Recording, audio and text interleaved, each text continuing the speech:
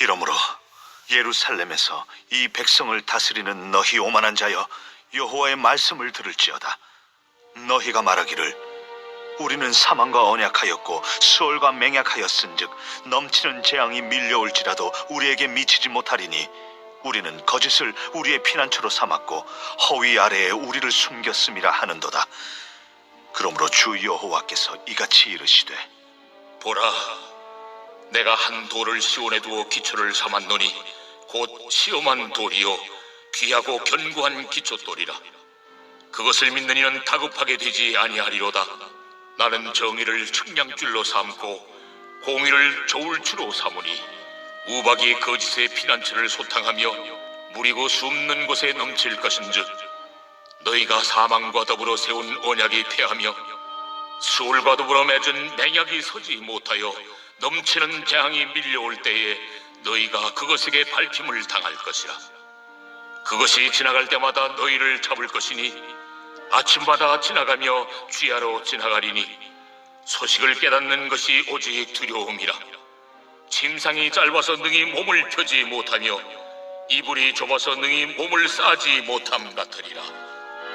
대저 여호와께서 브라심 산에서와 같이 일어나시며 기브온 골짜기에서와 같이 진노하사 자기의 일을 행하시리니 그의 일이 비상할 것이며 자기의 사역을 이루시리니 그의 사역이 기이할 것임이라. 그러므로 너희는 오만한 자가 되지 말라. 너희 결박이 단단해질까 하노라. 대저 온 땅을 멸망시키기로 작정하신 것을 내가 만군의 주 여호와께로부터 들었느니라. 너희는 귀를 기울여 내 목소리를 들으라. 자세히 내 말을 들으라. 파종하려고 가는 자가 어찌 쉬지 않고 갈기만 하겠느냐? 자기 땅을 개간하며 고르게만 하겠느냐?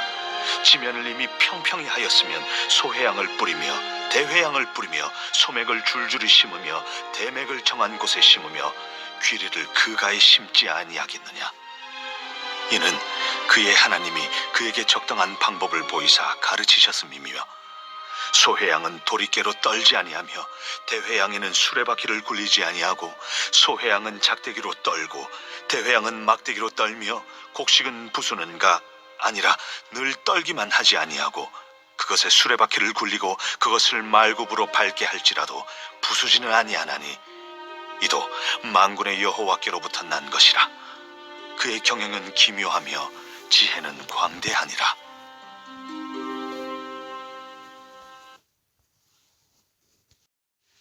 오늘 본문에서는 남유다의 정치 지도자들에 대한 책망의 말씀이 나옵니다. 그들은 애굽과 동맹을 맺으며 아수르의 위협으로부터 벗어나 안전해지려고 하였습니다. 그들의 이런 행동을 하나님은 14절에 보시면 오만하다. 왜 오만하다 하시는가? 15절에 보시면 우리는 사망과 언약하고 스올과 맹약하였은즉 넘치는 재앙이 밀려올지라도 우리에게 미치지 못하리니 라고 합니다. 이 남유다의 사람들이 사망과 언약하였고 스올과 맹약하였다는 것은 이게 무슨 말이냐면 이 당시 애굽에서 널리 숭배되고 있는 우상 가운데 오시리스라는 신을 염두에 두고 하는 말입니다. 이 당시 고대 근동에서는 애굽의 신이 참 유행이었는데 특별히 이 오시리스라는 신은 죽음과 저승을 관장하는 그런 아주 유명한 신이어서 이 남유다에서도 애굽과 동맹을 맺고 그 우상을 받아들였던 것으로 보입니다.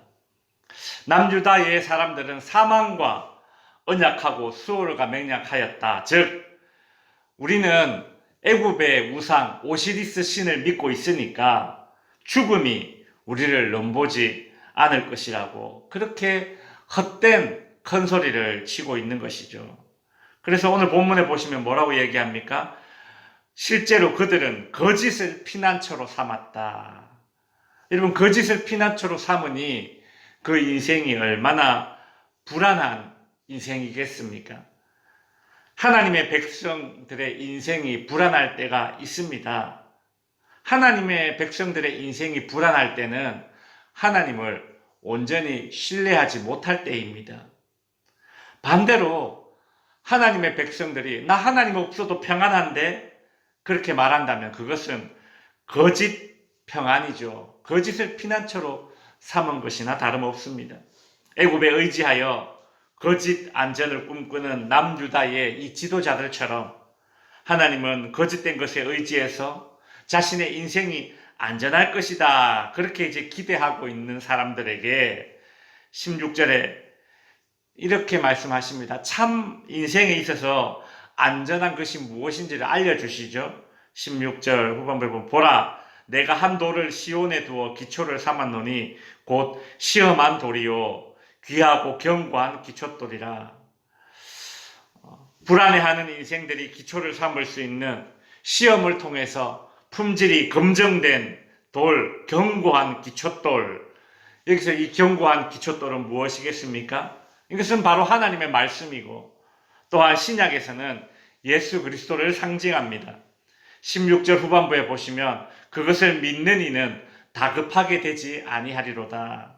심판의 날에 예수 그리스도의 위에 서지 않는 그런 인생은 다급하게 될 것입니다. 멸망받게 될 것이죠. 하나님은 당신의 말씀 위에 예수 그리스도 위에 자신의 인생을 세우지 않는 모든 인생들을 거짓된 평화에 의지하는 그런 불안한 인생이라고 오늘 본문에 말해주고 있는 것입니다.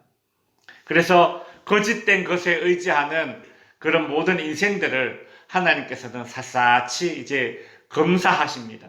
17절에 보시면 정의의 청량줄과 공의의 추로 검사해서 거짓의 피난처를 소탕하시겠다. 18절에 보시면 사망과 더불어 세운 언약을 폐하고 서울과 더불어 맺은 맹약이 서지 못하게 하신다고 하죠. 그 이집트의 그 거짓된 우상과 언약을 맺고 그것을 의지하는 그것을 깨트려 버리겠다. 지금 그 말씀하고 계십니다. 애굽을 의지하는 즉 거짓된 것을 의지하면서 자신들이 이제 안전해질 것이라고 오만해하는 인생들에게 하나님은 20절에서 이런 비유의 말씀을 하십니다. 침상이 짧아서 능히 몸을 펴지 못하며 이불이 좁아서 능히 몸을 싸지 못함과 같으리라. 이 짧은 침상에서 아무리 자세를 고쳐 잡아도 불편함은 사라지지 않습니다. 너무 추운 날 작은 이불을 덮고 잔다고 한번 생각해 보십시오. 위로 당기면 아래가 춥고 아래를 덮으면 위가 춥습니다. 아무리 끌어당겨 덮어도 턱없이 부족합니다. 만족이 없습니다. 편안함이 없습니다. 남유다가 애굽을 의지하는 것은 마치 그와 같은 것입니다. 이 추운 날 말도 안 되는 짧은 이불로 자신의 온몸을 덮으려고 해봤자 그저 부족하고 그저 추운 인생이 될 뿐입니다. 하나님이 아닌 거짓된 것을 의지하는 인생이 그와 같다라는 것이죠. 심판을 선언했던 이사야는 이제 22절에서 회개를 요청하고 있습니다. 그러므로 너희는 오만한 자가 되지 말라. 너희 결박이 단단해질까 하노라. 남유다는 돌이키고 오만하면 오만할수록 애굽을 의지하면 의지할수록 애굽의 우상에 더욱더 종교적인 언약을 맺으면 맺을수록 그들은 결국 죽음의 결박을 조일 뿐입니다. 이사야는 24절부터 29절까지 이제 농사 짓는 방법을 비유로 들어서 하나님께서 남유다를 어떻게 다루실지를 알려주십니다. 24절에서는 농부가 밭을 갈고 그리고 땅을 고르는 그 이유를 이야기해 주시죠. 땅을 고르는 이유, 땅을 고르는 것 자체가 목적이 아닙니다. 무엇입니까? 무엇을 심기 위해서 땅을 고르죠. 씨를 뿌리기 위함입니다. 그리고 25절에서는 씨를 뿌릴 때에도 아무렇게나 뿌리지 않는다라고 하죠. 25절에 보면 소회양과 대회양, 즉 향신료는 씨를 뿌립니다. 그리고 소맥은 밀을 이야기합니다. 대맥은 보리를 이야기합니다. 소맥과 대맥, 보리는 정성껏 심고 귀리는 알맹이가 잘 떨어지지 않는 그런 식물이기 때문에 사람들이 지나다니는 길가에 이 유대인들은 귀리를 쭉 심었습니다. 파종할 때에 농부는 곡물의 특성에 맞게끔 그렇게 적당한 방법으로 씨를 심듯이 하나님은 남유다를 적당한 방법으로 다루실 것입니다. 추수도 마찬가지입니다. 곡식의 종류에 따라 적합한 방법으로 추수를 하게 됩니다. 단단하지 않은 곡물은 27절 후반부에 보면 소회양은 작대기로 떨고 대회양은 막대기로 떨며, 아무리 단단한 곡식이라도 28절 후반부에 보면 그것에 수레바퀴를 굴리고 그것을 말굽으로 밟게 할지라도 부수지는 아니하나니. 마찬가지로 하나님께서 남유다를 다스리실 때에 그냥 무작정 심판하시는 것이 아니라 이스라엘의 형편에 맞게 강도를 조절해가면서 심판하실 것입니다. 이것이 29절에 보면 만군의 여호와의 경영이며 신비롭고 광대한 하나님의 지혜다라고 이사야 선지자는 말하고 있죠. 그렇습니다. 하나님은 우리 인생을 막 다루시는 분이 아니십니다. 당신의 신비롭고 광대한 지혜로 그렇게 우리의 인생을 다루십니다. 농부가 곡식의 특성을 잘 알아서 그 곡식의 특성에 맞게 심고 거두듯이 하나님은 우리 개개인의 인생들의 특성을 잘 알고 계셔서 심길 만한 곳에 심기게 하시고 감당할 수 있는 방법으로 연단하심을 믿으시기 바랍니다. 내가 왜 이곳에 심기게 되었을까? 내가 왜 이 지경이 되었을까? 내가 왜 이런 도리깨질을 당하고 왜 이런 타작 막대기로 맞을까? 내 인생이 어쩌다 이런 처지에 놓이게 되었을까?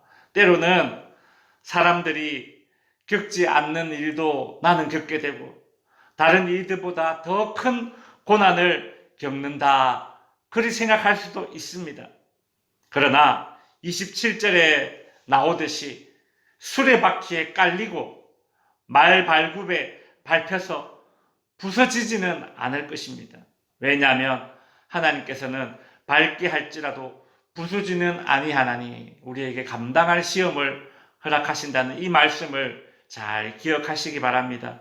만군의 여호와께서 우리 각자의 인생을 경영하시는데 그 하나님의 우리 인생 경영하심은 참으로 기묘하고 그 지혜가 광대하다는 사실을 믿고 우리 그 하나님의 경영에 우리의 인생을 맡기고 따를 수 있는 저와 여러분이 될 수 있기를 주님의 이름으로 축원드립니다. 기도하